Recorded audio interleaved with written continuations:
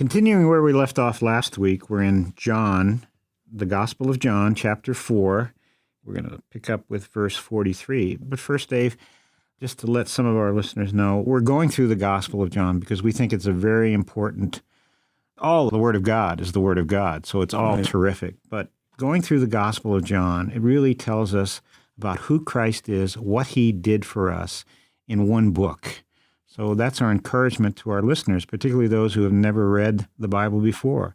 Get started. Start with the Gospel of John. Verse 43, Now after 2 days he departed thence and went into Galilee. For Jesus himself testified that a prophet has no honor in his own country. Now I've used that with regard to, in my own life, my younger sister. She and her husband and their children witnessed to me. But because this was my younger sister, I used to say, well, a prophet has no honor in his family, and especially if she's your younger sister and so on. But there's a truth there. Well, he certainly was rejected in Nazareth, his hometown where he grew up. This is a well-known saying. I mean, even the secular world talks about a prophet has no honor in his own city. Nothing breeds contempt like familiarity. Mm-hmm. In some cases, not in the case of Jesus, but in some cases it's because those in your own family and your own country, they know you better than others do, and you can travel a great distance and come and stand in a pulpit and preach, and they don't know what a failure you are in your family life, perhaps, in your daily life. But you come as sort of an expert from afar with a briefcase. And so there's some reason why a prophet maybe doesn't have honor in his own country like he has elsewhere, because maybe he isn't deserving of it. And in his own family, in his own country, they know him better. On the other hand, there is some familiarity with a person. Who is this person, as they said to Jesus? I mean, isn't this the carpenter's son? Isn't this the guy, from the carpenter shop? Mm-hmm. Who is he that we could pay attention to him? Can anything good come out of Nazareth? Yeah, so this is something that is recognized the world over.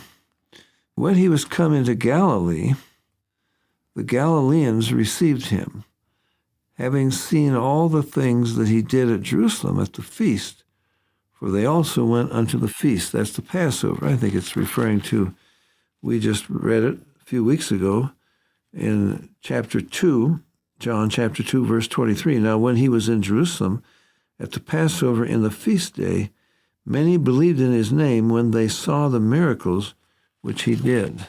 So they were up there. They receive him. They recognize him. Why, this is the miracle worker. And there's a certain nobleman. He comes into Cana of Galilee, where he made the water wine.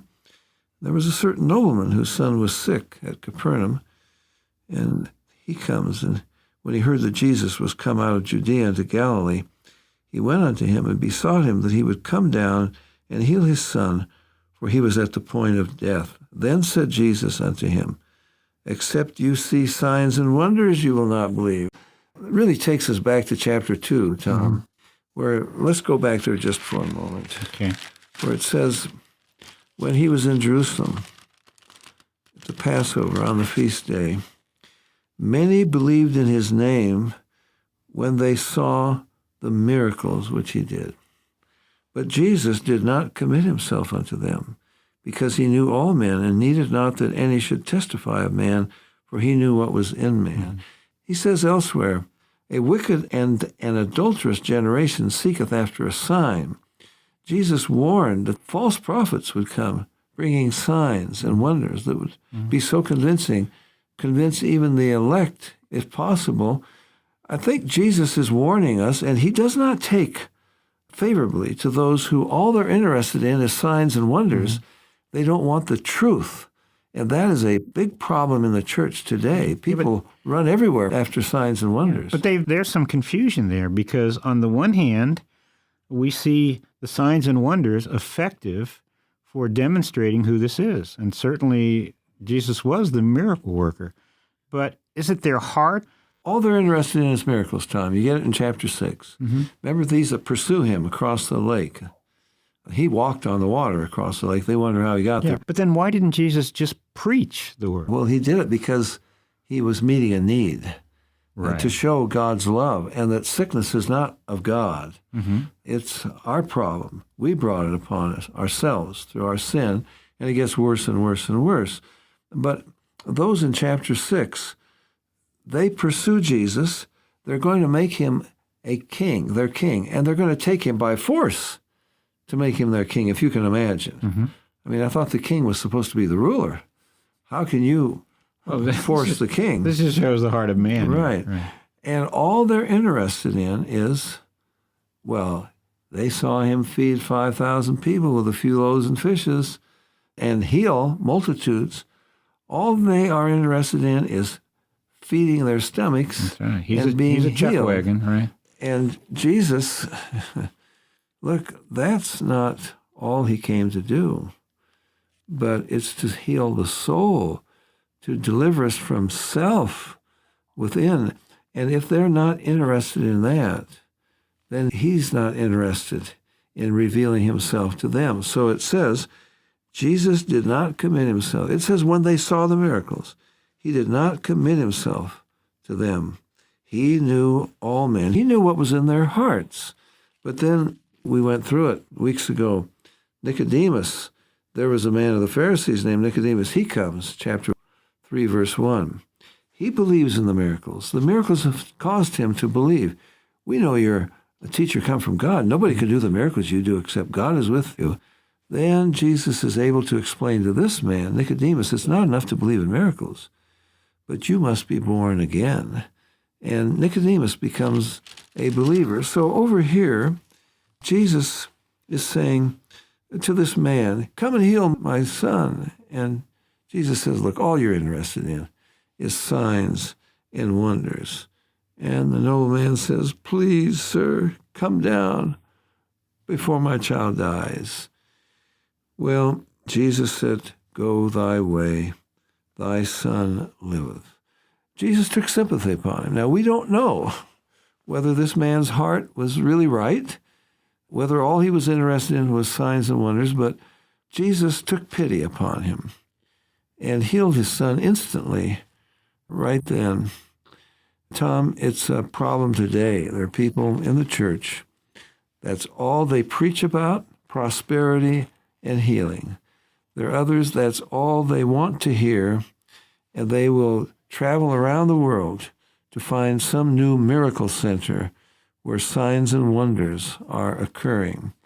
And the indictment that Jesus gives in Matthew 7 of those who say to him, Lord, Lord, didn't we prophesy in your name? In your name we cast out devils. In your name we did miracles. Jesus says, I will say to them, I never knew you. Depart from me, you workers of iniquity. Now, what was their problem? They put the emphasis upon signs and wonders. That's a big emphasis today. And that's all some people want to know. But the truth is what sets us free. The truth delivers us from self and sin and brings us into a relationship with the Lord. So this is what Jesus is saying here. He's reproving this man a bit, but he takes pity upon him. And Jesus said, go thy way, thy son liveth. And the man believed the word that Jesus had spoken unto him. And he went his way. That was something to believe in Jesus. Verse 51, as he was now going down, his servants met him and told him, saying, thy son liveth. Then inquired he of them the hour when he began to amend. And they said unto him, yesterday at the 7th hour the fever left him.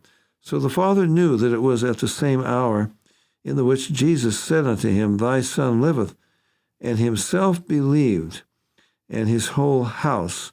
This is again the second miracle that Jesus did when he was come out of Judea into Galilee.